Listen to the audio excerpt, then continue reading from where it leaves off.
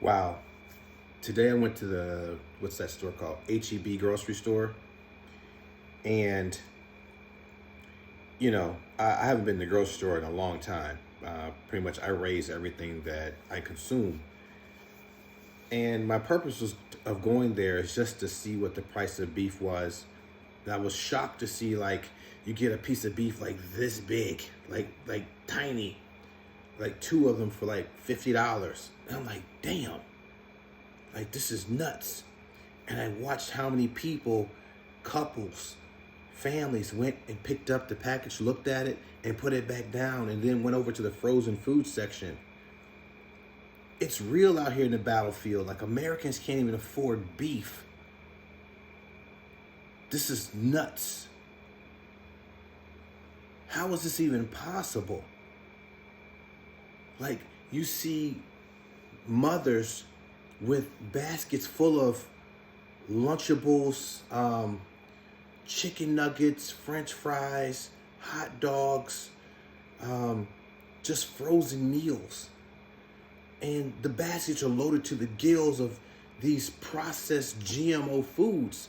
And it's like, what the fuck is going on?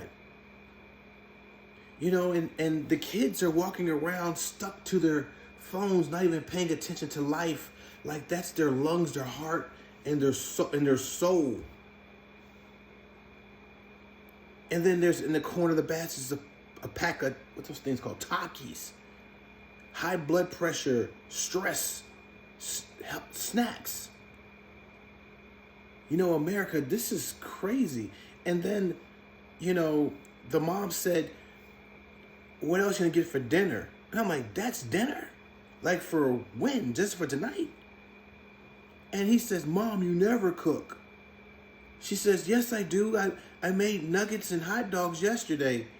And I'm thinking, shit.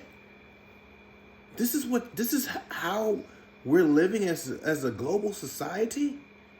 Food is so expensive that people have to go for alternative frozen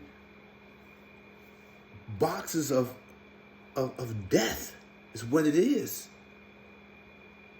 This country's got to do better. It's got to do better. Families can't even afford to buy steak, chicken.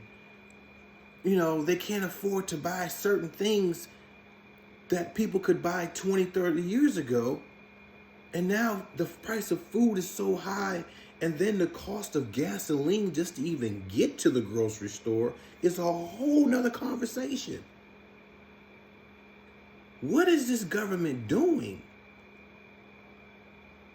I am so blessed, so grateful and thankful that I'm into the ranching business. I wouldn't have it any other way. And, my heart pours out to those people that are in the struggle. It makes me feel guilty to even go in the freezer and pop out a Wagyu steak. I don't even want it anymore.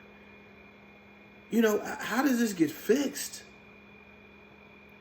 And then we have all of this flock camera stuff, this digital ID, these 15-minute cities, these smart cities. The technology is teaching our children. What happened to in America when people sat down and had dinner together? When a home-cooked meal. Even though I grew up poor, you had to be in by a certain time and sit and eat dinner with your family. Kids don't even do that anymore. They don't even know what it's like to sit down and have a family meal, yet alone have one prepared. Is this what we signed up for? Oh, let's not forget about the lady. I'm going to keep riding this lady. I want to be in my golf cart and my latte. What? And it's sad in the school systems that the only meal some of these kids get that's prepared or a hot meal is at school. And that's the only meal they get until tomorrow, unless they have cereal or some box of nuggets. The nutritional value of these kids are supposed to be getting is not even there. And I feel so bad for the single moms that's out there. You know, the ones that have to work at night, have to take care of their children. You know, fathers, stand up, man. Stand up. It's just total wreckage going on out here. You know, and I'm zooming through the aisles with a basket. I put just a case of water in there so I can just look like I'm blending in.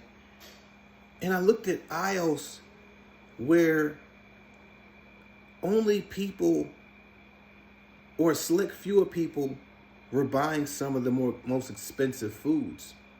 And I said, I gotta see what they're driving. So I kind of got an eyeball on who was who, but then there were aisles that no one was even on, and this grocery store is packed. So I go outside and I see Range Rovers, Cadillac Escalades, Tahoes, couple Mercedes Benzes, BMW, you know, and then I see the lady with the small Ford SUV with 3 or 4 kids. And I'm like, that's the lady that had all the Takis and the frozen food. Then I see another vehicle and they have a baby and 2 small kids, mother and father, and they have just 3 bags. And I was like, those were the people that were in front of me picking up everything just to see what the prices were. And I had to go up to them. I said, hey, I'm not a stalker. I'm not a media guy. I'm not going to put your face on any type of platform. But I noticed that you picked up the steaks. And I noticed you picked up the chicken. And then I noticed that you did get some baby formula, but then you got a lot of little like fish sticks and stuff like that. You know, is the price of food like really that much of an impact in your life? And the father said to me, I make $75,000 a year.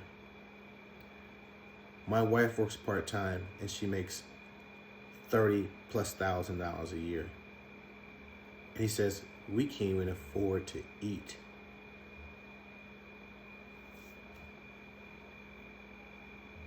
And we have a president that comes on national television and talks about the election. We have farmers out here and truck drivers that need to buy gas and diesel and can't even afford it.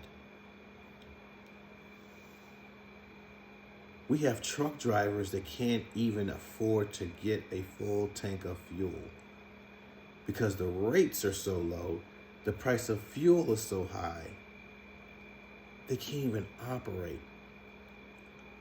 I saw diesel yesterday at $5.13 a gallon, and I'm sure it's higher than that other places. What's going to happen when it gets to $6? Then the prices of food is going to even go up even higher. America, we are in trouble. We are in trouble. And that very same family that said, we can't even afford it, we're just getting by a few days at a time, I had to reach in my pocket. I said, you got to go back in that store. You got to go back in that store. I'm not going to ask you what your situation is and then just walk away. What can I do to help? People, if you got it, to pay it forward. If you got extra $5, $10, $20, $30, if you can skip getting your latte from Starbucks, help somebody. Help someone. People need it. I promise you, what you let go in your hand, God will let go in his hand.